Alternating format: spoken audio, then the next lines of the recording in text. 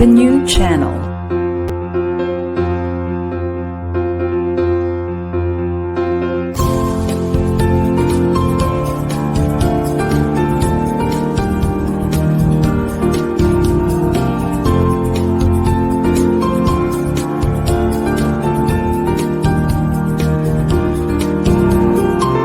The new channel.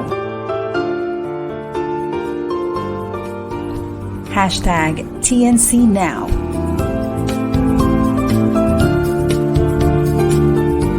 The views, opinions, and insights expressed in the following shows are those of the host, producers, guests, and viewers. They do not necessarily reflect the position of the channel. Viewer discretion is advised. Hello and welcome to the new channel. Our passion transforms a community that sees and shares all things new. This is Julia Robillos, streaming live from BGC Taguig, and you're watching Inspiring Moments on TNC.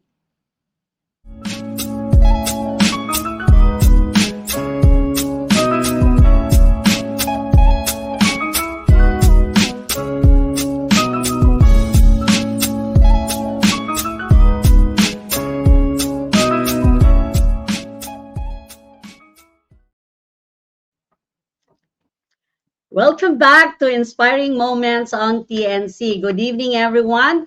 You know what? My guest tonight is actually a pioneering advocate of environmental protection, joining all other activists to protect and save Mother Earth through awareness and educating industries about natural resource protection. He has served as the first Asian environmental advisor to USAID and worked as a consultant on innovative projects relating to industrial pollution, environmental assessments, and natural resource protection. Ladies and gentlemen, I am honored to have him as my guest tonight. Please welcome Mr. Will Knowland. Hi, Will. Welcome to Inspiring Moments on TNC. Hello, Julia. Magandang gabi.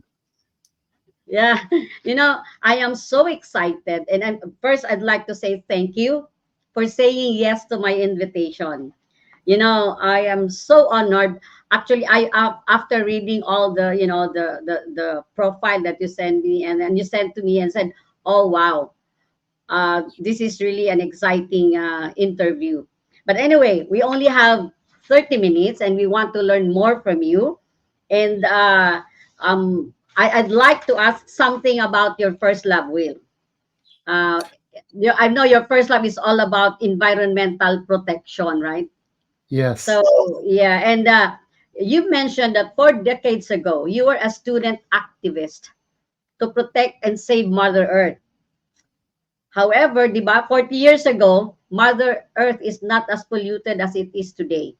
So my first question is, what drives you to join the Save the Earth movement during those years? When I was growing up as a child, I had lots of opportunities to spend time outdoors, and I grew to love nature, and I became interested in the science of what we now call ecology. We used to just call it natural history back then. So by the time I went off to university, that was what I intended to focus on. But when I started college, it was the year that people began to plan for First Earth Day. And I was very fortunate. I got to meet other students at other universities. I got to work in Washington with people who were planning the Earth Day, working within the government, particularly with the Congress. And in fact, just after that first Earth Day, I got invited as one of 2 college students to testify before a congressional committee on environmental education. And that led to many other things and good connections with people from the environmental movement. So I not only had some of the science that I was my first love, but also I began to see the importance of policy and of actually encouraging people to take personal action themselves, if you will, the practice. So science, policy, and practice have always been the core of my interests and what has driven my career. Oh, wow. You mean, if I heard it right, science, policy, and And the other one is, practice, I'm sorry. getting people to actually do things that are good. Oh, yeah, yeah, yeah, yeah. So thank you. Now, Will, can you please tell my audience? Now, of course, I have lots of audience in the Philippines, and they need to know that you actually visited the Philippines, for so many years. What were you doing then when you were in the Philippines, Will? Aside from eating the bagoong. Yeah, the food is always the first attraction, and the people. The Filipino people are just wonderful to know and work with. So when I first visited, actually, I was on a very special fellowship, postgraduate, looking at tropical deforestation in Asia. And I was based out of Malaysia, and eventually I would actually meet my wife, or the woman who became my wife. And I was traveling a great deal to Malaysia, Indonesia, the Philippines, and then on to South Asia as well, to India, Nepal, and Sri Lanka. But in the Philippines, I got good opportunities to travel around to see people who were working on environmental issues. Even then, tropical deforestation, of course, was a serious issue. And the change in agriculture, going from intensive rice farming and the deforestation in the uplands. So there were lots of important environmental issues and good people in the Philippines doing work on it, even in the early 70s and 80s. Yeah, I agree. To protect our country. As a matter of fact, Will, one of my colleagues in AICI, the Association of Image Consultants International, is actually Miss Earth. Yeah, Oh, you should meet her. Yes, hopefully one of these days. Yes, and her name is Karen Ibasco. So, I during my second season, I think she was one of our guests here, and she was talking about Mother Earth and renewable energy and all these things. But anyway, tonight, as I said, I'm so excited, to hear more about your new advocacy, Will, because you shared with me that today the threat to human health and environmental sustainability continues to increase. Why do you think so? And if it's increasing, what are the possible consequences, Will? well, our lives have changed in recent generations. For all of human history, things were much simpler. We say that people born today are exposed to more toxic chemicals, just to take one example, more toxic chemicals in 1 year than our grandparents were exposed to in their entire lifetime. So we have the problem of toxic chemicals and exposure, both to household products, industrial products, and air and water pollution. We have the problems of depleted soils, the lower nutritional quality of our food, and we have much more social tensions because the mental aspect of health is also important. We have, the problems of industrial organizations, large corporations, and people trying to work within those systems, commuting often long distances through heavy traffic, through work, and all the pressures that come with modern life. So the stresses are much greater, and they all relate back to environment as well. I think the one of the lessons to think about when we think about good health, it's not just the healthcare, but it's also the food and the impact of what we eat. We say we are what we eat, but what we eat is also our impact on the environment. And most of the food that goes into the modern marketplace is coming from industrialized farming, from depleted soils. So it's very different, even from what our grandparents and our ancestors have been exposed to. This is what we have to learn to correct and improve upon, and we can do it. You mentioned that what we eat impact the environment. So what are the risks to people, to the human race, will, because I just saw a TikTok, on social media, and they were saying that there's a very very big company now producing chicken meat in a laboratory. Yes. So again, the farming methods have changed. We now have sugars and carbohydrates and processed chemicals into most of the foods that we see on the market. Um, the change also to GMOs, to genetically modified organisms, and particularly now stepping into modified or artificially produced meats. These are very different than anything that our bodies have ever been exposed to throughout the development of human biology and our genetic systems. And we don't really know what the impacts will be. But I think in environmental work, we always refer to the cautionary principle. If you don't know what the impacts are going to be, you should be very cautious about something which is radically new and different. And I think this has been reflected in recent years in the skyrocketing rates of disease of all kinds, diabetes, overweight, all of the, even many of the heart and stroke issues are largely environmental issues. And particularly autism for young people, we know that there are strong connections to the diet and what we are eating and the water that we drink as well. So all these things really come together. Yeah, I agree with you, Will. And there's really a risk. I remember I heard that, if you want to be healthy, you have to avoid food or anything that is toxic to your cells. Because when your cells are exposed to toxins, or when your cells are full of toxins, you're not healthy. Because when your cells are healthy, they're saying you're healthy. So if your cells are full of toxins, then you're not healthy. Am I right?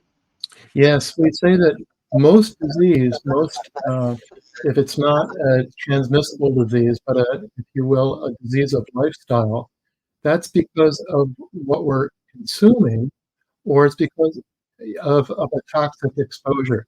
Either we're not getting the nutrition that our body needs to produce inside of us, the natural chemicals for building our bodies and repairing our bodies and defending us from outside threats, or we're using things which actually are toxic, and our body has to deal with those. So until we can either avoid those toxics or strengthen our immune system enough to be able to absorb and deal with them, then we're causing harm and damage to our bodies. Yeah. Okay. So, Will, I have one more important question. I hope you will still allow me two more questions. Oh, please, please. Yeah. The first is that, okay, my next question is, you became an advocate of educating people about intelligent healthcare, and you are very passionate about sharing a redox-based lifestyle.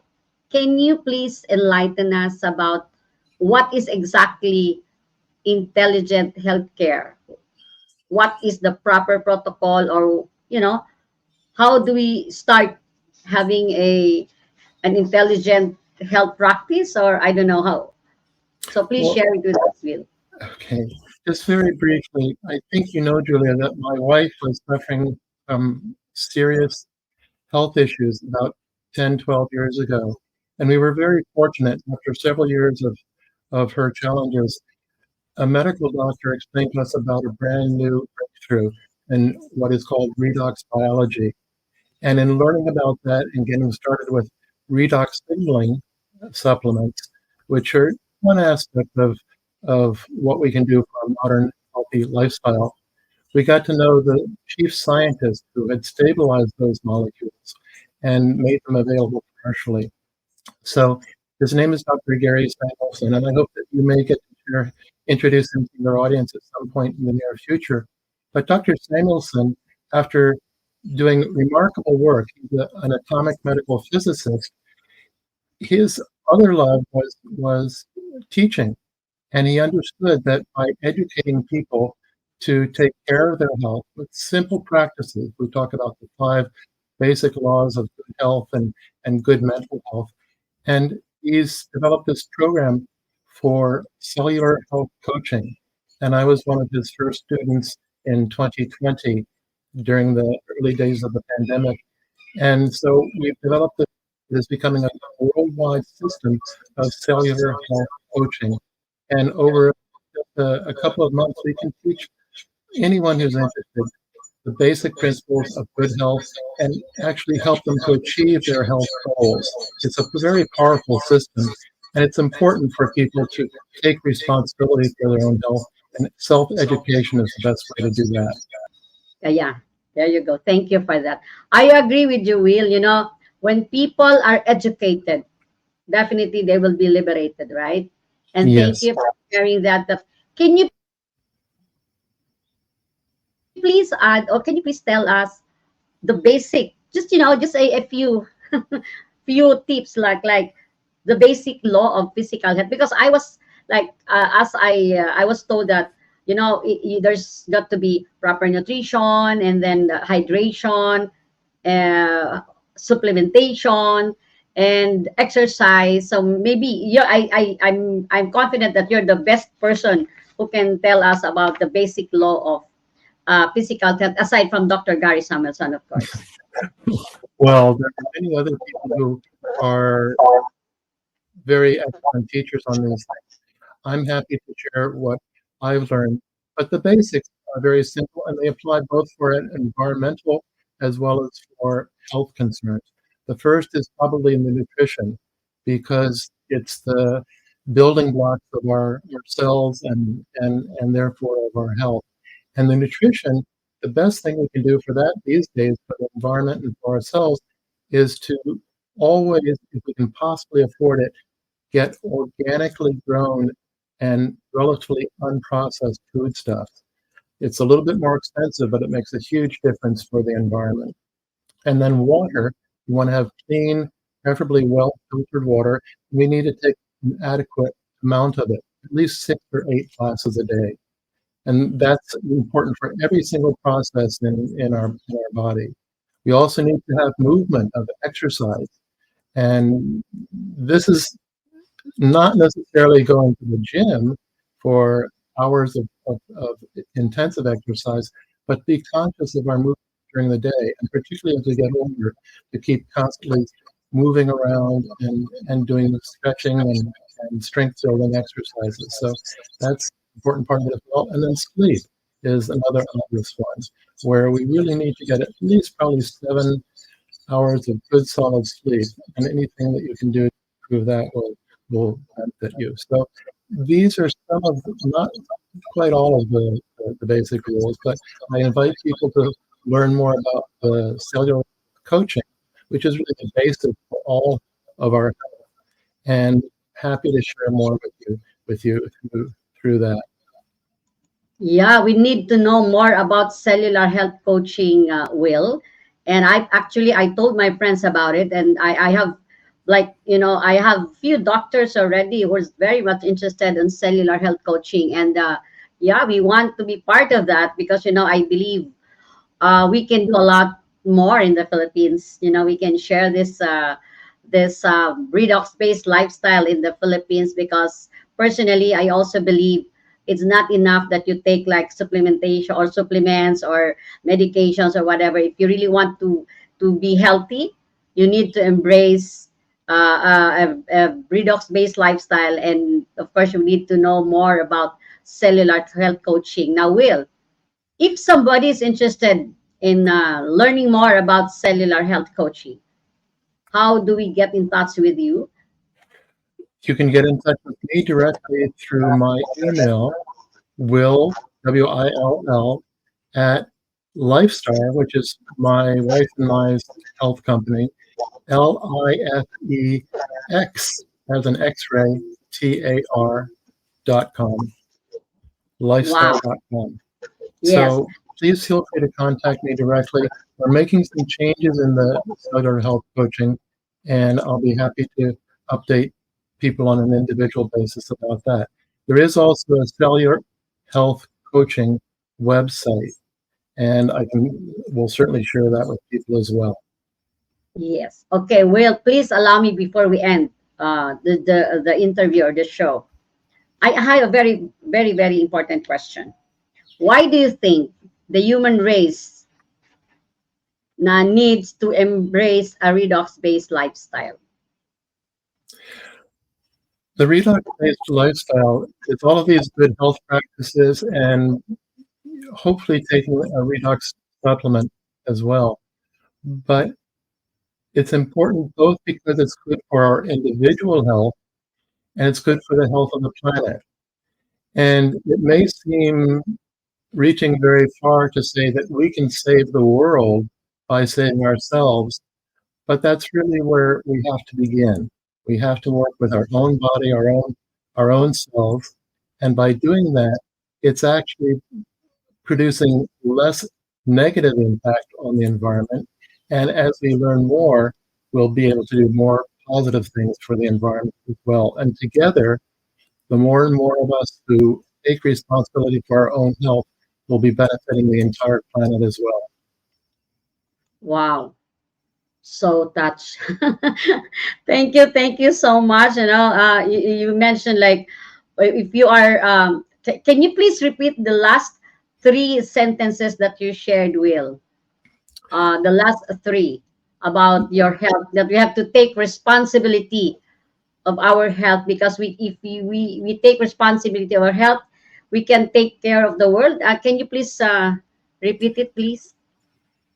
We take care of our own health because we're taking the best care of the body that we've been given, and that way we can be the most productive and happiest human people that we can be. But in doing that, we're also reducing our negative impact on the environment, and we're learning more about how to help the environment. And indeed, it may seem very small for us to focus just on ourselves and think that we can change the world, but that's the only way any of us can really have an impact on global issues. We teach ourselves, we improve ourselves, our family, and then it reach out to our friends, and that's the impact, which then it may take a while, but it's the only way that we'll ever really change the entire world and make it more sustainable and a better place for all people going into the future. Oh, thank you so much, Will. Now I remember it. What I can say is that if you want to change the world, you have to change your health. Am I correct? Yeah. If Yes, you want to have an impact, you know, in our global global health or the Mother Earth, then you have to take care of yourself. that's right. It's not Okay. a doctor's responsibility, it's not the government's responsibility, it's our own responsibility to take care of our health, and in doing that, we'll help to take care of the Mother Earth as well. Well, thank you so much, Will, for your time. I know it's so early in your country. You're from Maryland, right? Yes, we're USA. on the East Coast in Maryland. And yeah, thank you so much for sharing your precious time and your wisdom. I'm sure not just in the Philippines, but everybody watching now, listening to you, will be very happy. And we look forward to hearing from you more from you soon, Will. And I hope you will connect me to Dr. Gary Samuelson soon. I'll be happy to do that. It's been wonderful to talk with you, Julia. Thank you so much. God bless you, Will. Bye Thank you. bye. Salamat po. Ayan, nako, talaga po ako yung nag-nosebleed. Pero talagang best effort ko po yan. Napakaganda po ng sinabi niya. At ako isang line lang. Kailangan daw, we need to be educated para liberated tayo. Sabi nga niya, kapag ka, if you want to change the world, kailangan simulan mo sa sarili mo. You have to change your health para magkaroon ka daw ng impact sa buong mundo. Kaya nako, sayang, no? Kulang yung time. But anyway, marami pa tayong pag-uusapan in the future. And hopefully, I'm praying actually that we will invite Dr. Gary Samuelson soon, and you will learn more about becoming healthy. Yung tinasabi niya, sinasabi ni Will kanina na the basic law of health, physical health. Nako, grabe. Ako sobrang excited po ako. Again, maraming salamat po for watching. Please follow us next week po, every Friday, 7 p.m. Maraming salamat po. God bless you all.